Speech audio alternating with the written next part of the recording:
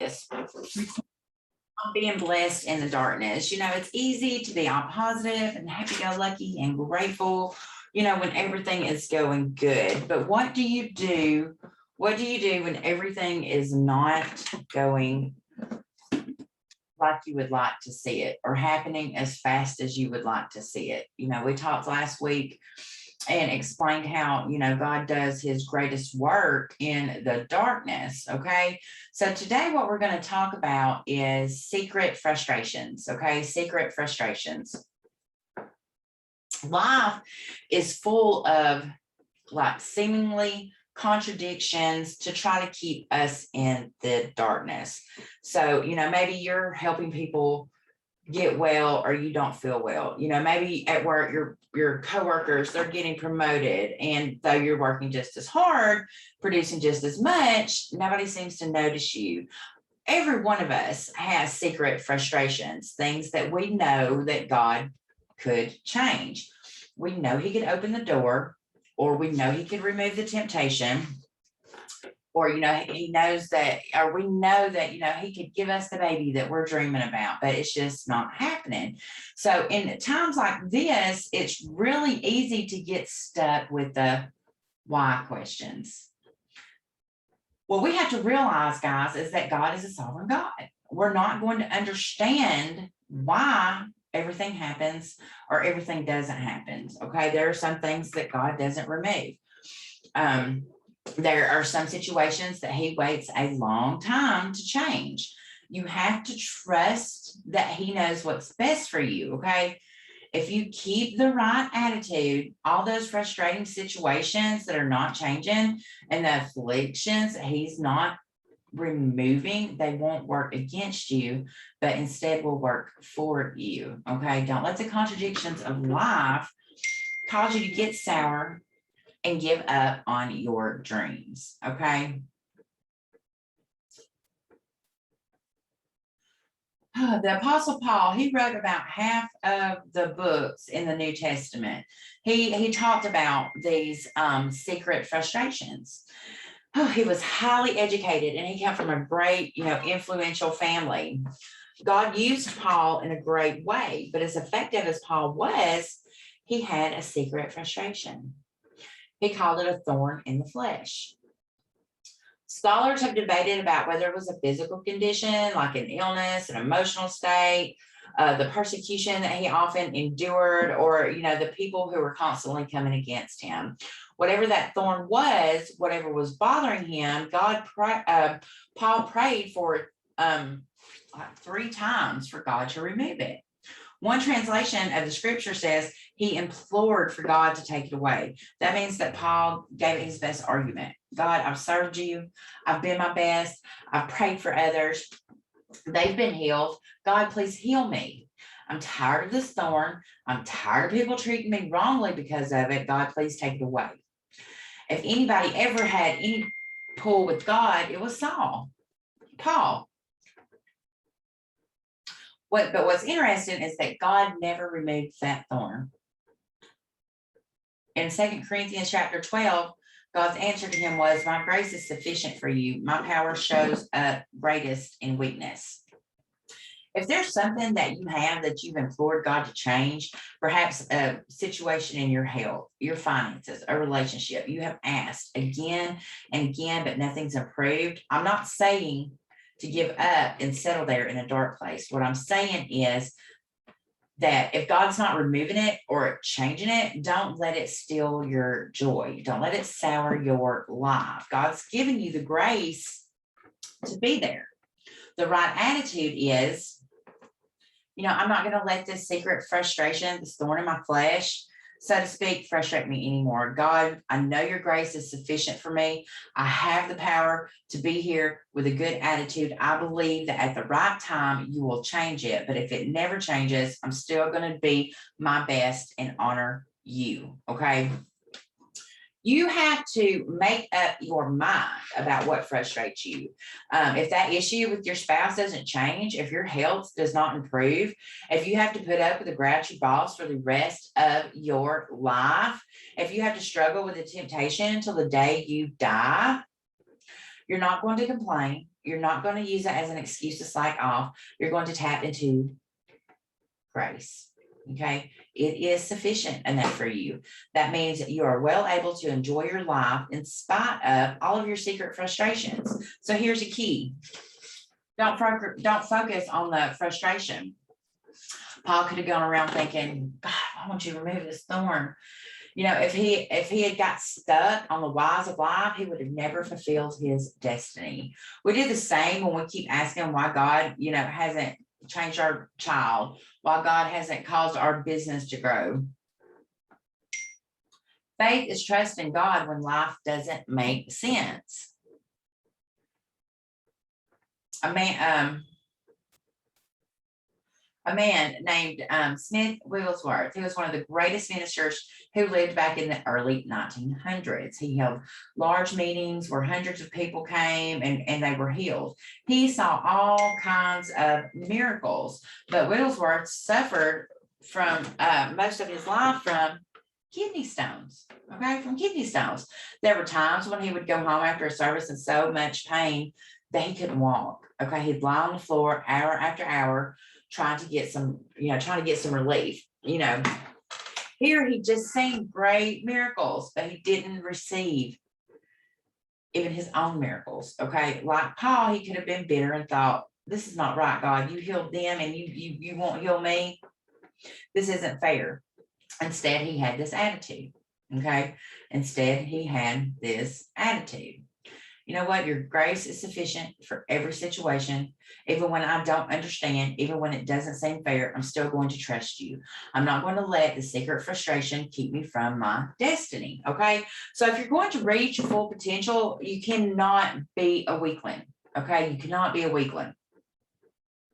You have to be a warrior. Okay, there are things that you don't understand. There are things that are just not going to make any sense, but God knows what he's doing. You know, his ways, they're better than our ways. Okay, his thoughts they're higher than our thoughts. He is the potter, we are the clay. Okay, if it's supposed to be removed, he will remove it. If not, dig your heels in, fight the good fight of faith, and you'll have the grace that you need for every single situation. When Jesus healed a man that was crippled for 38 years, he told him, get up off the ground, take up his bed and walk. Okay. It's significant that he told him to take his bed with him. He could have said, just get up and be on your way. After all, the man didn't need his bed anymore. But what Jesus was saying is the thing that held you back, the thing that kept you from years from being your best. I want you to take that with you as a reminder of what I have done in your life. Even though he could walk, he didn't need the bed, it remained a part of his life, okay? It was a contradiction. You know, I'm blessed, but I still have this bed. I'm happy, but I'm still carrying this bed. I can imagine him helping somebody else who was struggling. They would look at him and say, how can you help me? You still have that bed. You're still carrying around that thing that held you back. The man said, this is not what you think. It's not a limitation to slow me down. It's a testimony of what God has done in my life. This bed looks like a liability, but really, you know, it's an asset. Every time I see it, it reminds me to give God praise. It reminds me of the dark place he brought me from. It reminds me that he did it for me once, he'll do it for me again. What I'm saying, guys, is even though God frees you from certain things, you may still have your bed. Okay. You may still feel tempted in that area. The weakness, the limitation, it may not ever totally go away. But the reason God didn't remove the bed was that he wanted to slow you. It wasn't that he wanted to slow you down or give you an excuse to fall back, but rather that he wanted it to be a reminder of where you came from. That bed is not there to discourage you, but to inspire you. Okay. The reason he doesn't always remove the bed is that when you think you can do it on your own, when you think that you have it all figured out, you'll end up right back where you were. But if you'll see your weakness, if you'll see your temptation as a reminder to ask God for his help and thank him for what he's done, you're going to continue to move forward in spite of what comes against you. You know, I can say, I have my bed, but I'm helping other people. I have my bed, but I'm enjoying life, and I'm healthy, and I'm whole, and I'm blessed. Okay. Let's walk in a place of peace. Okay. Let's walk in a place of peace. In the Old Testament, God told Moses to go tell Pharaoh to let the people of Israel go. Moses was very insecure. Okay. After 40 years in the wilderness and taking care of his sheep, he didn't feel qualified. He said, God, how will they know that you sent me? I don't have any influence. Why would they believe me? God told him, throw his staff to the ground. And when he did, it became a snake. When Moses picked the snake up, it turned back into a staff. Then God told him to put his hand into his coat. And when he pulled his hand out, it was full of leprosy. Okay, after he put it in again and pulled it out again, his hand was perfectly normal. God showed Moses these signs so that he could go into the courts of the Pharaoh with confidence, knowing that God was with him. Okay, but Moses had another concern. He said, God, you've shown me these great signs, but I can't stand before Pharaoh because I stutter and I stammer. I have a problem with my speech. You would have thought, since God had just done all those miracles, he would simply touch Moses' tongue and take away the stutter, but God didn't do it. He didn't remove that problem. God was saying to Moses what he said to Paul, my strength is made perfect in your weakness. If I needed to remove it for you to fill your destiny, I would have removed it. Are you waiting for God to remove something before you can be happy? Before you can pursue a dream? Before you can finish school? Or before you can be good to somebody? You have what you need. If God is not removing it, it's not an accident. Okay. If he's not changing what you wanted, there is a reason. You may not be able to see it. It may not make any sense to you, but you have to trust him. God has your best interest at heart. You're not supposed to live frustrated because a problem isn't turning around. Don't live life stressed out because, you've got a family member that's not doing right, or be upset because, you've got a dream and it's taken too long. Come back to that place of peace. The scripture talks about how we have treasure in earthen vessels, yet all of us have imperfections within our clay pot. Seeming contradictions. Okay. Seemingly contradictions. There's something that's not being removed or changed that could easily irritate us and cause us to live frustrated. Okay. What is it for you? Maybe it's like, oh, if I didn't have this back pain or this weight problem, I'd be happy. It might be a coworker who gets on your absolute last nerve, or a mother-in-law who just won't leave and won't stop interfering in your life. Okay. You may have a legal problem or a financial situation that has not gone away. For many people, if it hurts, it could be the hurts from going through a bad childhood, and then a divorce, whatever your thorn is, God is saying to you what he said to Paul, my grace is sufficient. Quit fighting it. Quit letting it steal your joy. When God is ready to remove it, he will. But until then, you have to tap into that grace and say, God, my life is in your hands. You know what I want, and you know what's bothering me. You know my goals and my dreams. If you're not removing it, I may not like it. I may not understand it, but God, I trust in you. Here's the key. If God's not removing it, there is a reason. Nothing, absolutely nothing happens by accident. Paul thought that the thorn in his flesh was to keep him from getting proud, to keep him from getting puffed up because of the great revelations he had been given. Only God knows the reason he allowed the thorns to remain. That secret frustration might be for a time of testing. It may be for a time when you have to prove to God that you're going to be content and do your best even when things are not going your way. Okay. You're going to keep giving even when you're not receiving. You're going to keep trying when every door is closing. You're going to keep doing the right thing even when you're not seeing the results. Okay. God could be using that thorn to develop your character, to grow you up. Some things you can only learn in the trials of affliction. Okay, you can't learn them by reading a book or listening to a message. You've got to actually experience them. We talked about that last week. The place of testing is where your spiritual muscles are developed. You can't get stronger without working out and exercising those muscles during times of intense pressure, that can be uncomfortable. It's not easy. We're not going to like it, okay? But if we stay with it, it's going to work for us, not against us. We're going to be growing. We're going to be getting stronger. We're going to be prepared for new levels, okay? You cannot be promoted without preparation. Remember that. You cannot be promoted without preparation. God won't give you 100-pound blessings when he knows that you can only lift 50 pounds. If he gave you the 100 pounds, it would be a blessing. It would be a burden. He has to get you prepared. Your gifts, they may take you to a certain level, but if you don't have the character to match them, you won't stay there. Character is developed in tough times. And when you're not getting your way, are you going to keep doing the right thing? Think about it.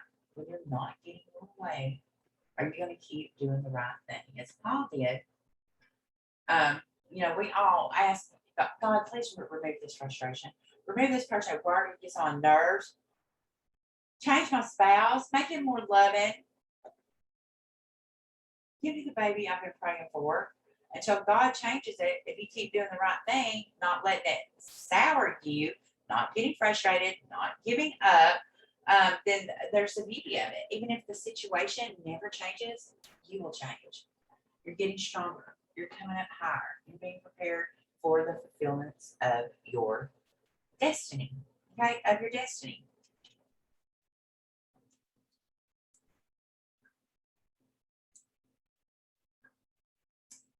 Sorry.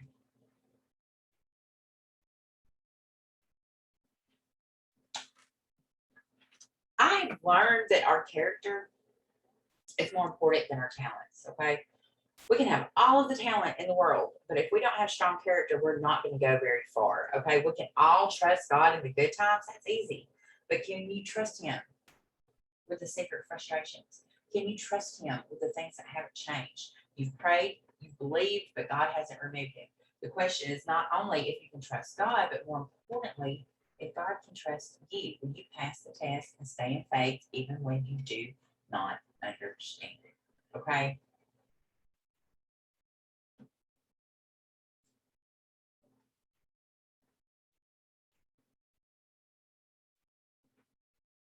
You could be doing the right thing, but the secret frustration isn't changing. You're not seeing any growth. You're not being promoted. Nothing may be happening on the outside, but if you keep the right attitude, something is going to happen. Something is already happening on the inside. God's changing you, okay? Keep doing the right thing. Keep being good to people. Keep giving it your best and have an excellent spirit. God is growing you up. You're being prepared for promotion. Too many people let these secret frustrations cause them to get sour, to lose their passion, to slack off. Recognize that what you're facing is a test. If you'll keep doing the right thing, God will get you to where you're supposed to be. Okay? He will. In Genesis 29:30, it's the story of two sisters named Rachel and Leah. Okay? When a young man named Jacob saw Rachel, he fell head over heels in love for her. Right? Love at first sight. Rachel was extremely attractive. The scripture says she was beautiful in every way, with a lovely face and a shapely figure. When God says you're fine, you really have it going on. But Jacob didn't have to think twice because he was in love. Okay, he was in love. He asked her father Laban if he could marry her. Laban said yes, but first you have to work for me for 7 years. Jacob worked for those 7 years, was very excited, but he tricked Jacob. At the wedding back then, the brides wore veils so thick that you couldn't tell who was underneath them. Jacob assumed he was marrying Rachel, but instead it was Leah. The scripture says Leah's eyes were weak and dull looking. I'm not sure what weak means in reference to eyes, but I know what dull looking is. No offense to Leah, but Rachel got the looks in the family. You know what I mean? At the wedding, they probably had a little too much to drink. In any case, Jacob woke up the next morning, looked over in bed, and there were weak eyes staring back at him. He nearly passed out. He ran to Laban and said, What do you mean giving me Leah? That's not the deal we made. Laban answered, I know, but our tradition says the older sister has to be married off first. Work for me another 7 years and I'll give you Rachel as well. And Jacob did that and was finally able to marry Rachel. I'm sure that when people saw Rachel around town, so friendly, so beautiful, they thought, that's one blessed lady. She's stunning. You know, she has a husband who adores her and comes from a good family. But what they couldn't see was that Rachel had a secret frustration. Her dream was to have a baby, but she was barren and she was stuck in a really dark place. She was stuck in a really dark place. She couldn't conceive a baby, and year after year went by with no children. I can hear her saying every night, God, please give me a child. God, please remove this barrenness. I want to have a baby. On the other hand, her sister Leah gave Jacob one son after another, 6 strong, handsome boys, as well as one beautiful daughter. Life seemed good for Leah. Her dream had come to pass, and God had, blessed her with a healthy family. However, Leah too had a secret frustration, an equally dark place. The scripture says, Jacob loved Rachel more than Leah. Leah was so proud of her sons and daughter. They brought so much joy to her life. But, I could hear her saying every night, God, this is so painful. Why doesn't Jacob love me more? Why can't you change his heart? The point is, everybody is dealing with secret frustration. Whether you're Rachel, blessed in one area, or Leah, blessed in another, there's going to be things that frustrate you, okay? Things you don't understand. Things that God is not removing.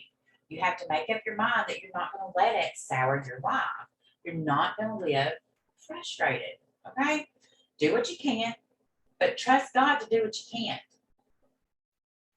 The right attitude, God, if it never changes, if I never have children, I'm still going to be happy. If my marriage never improves, I'm not going to live sour. If somebody looks better than me, has more than me, is more talented than me, I am not going to live jealous or bitter. I'm at peace with who I am. When you live in peace, you won't try to figure out why someone else got the looks, someone else got all the children, trying to, get your husband to love you more. You give it to God. And at the right time, God's going to remove what is supposed to be removed. He'll change what is supposed to be changed. That's what happened with Rachel. Years later, God removed the barrenness, and she had a remarkable son named Joseph. The darkness gave way to light, and that secret frustration gave way to a huge blessing.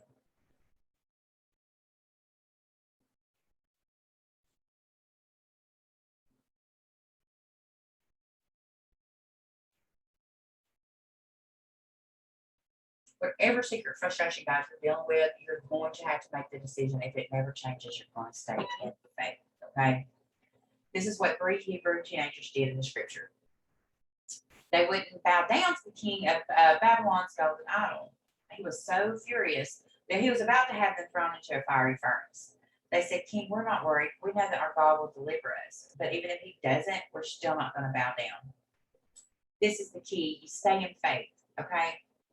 But then take it one step further and declare, even if it doesn't happen my way, even if I don't get delivered, I'm still going to be happy. God, if you turn it around, I'm going to give you praise. If you don't turn it around, I'm still going to give you praise. Okay. You live like that, and all the forces of darkness cannot keep you from your destiny, friend. Don't let secret frustration steal your joy and keep you in a dark place. Have a new perspective. Okay. You have the grace for anything that you're facing. If God is not removing it, there's a reason. Don't try to figure it out. Trust him. If you'll do this, you'll not only enjoy your life more, but God will remove everything that's supposed to be removed. And you will rise higher, overcome obstacles, and become everything that you were created to be. Okay? So taking a new perspective on life, guys, it's going to take practice. It's going to take practice. You're not just going to immediately give away all your secret frustrations and live in happiness. It's going to take when they start bothering you that you stop and you remind yourself and you pray to God. God, this is a thorn in my side, and I wish that you would take it. But if you don't take it, I'm still going to believe in you and trust that your grace is sufficient, that that you're going to supply all of my needs, and I'm going to be happy. I'm not going to be frustrated. Okay. Tomorrow, what are we going to talk about tomorrow? Let's see. Tomorrow, we're going to talk about unconditional trust. Okay. Unconditional trust. So we want to trust God unconditionally no matter what, but what are we going to do?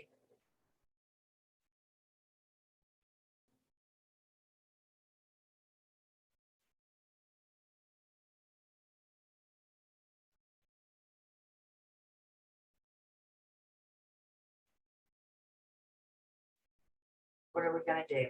We're going to develop unconditional trust. So I will see you guys tomorrow. Be blessed. I love you. Happy Monday. Let's have an amazing week.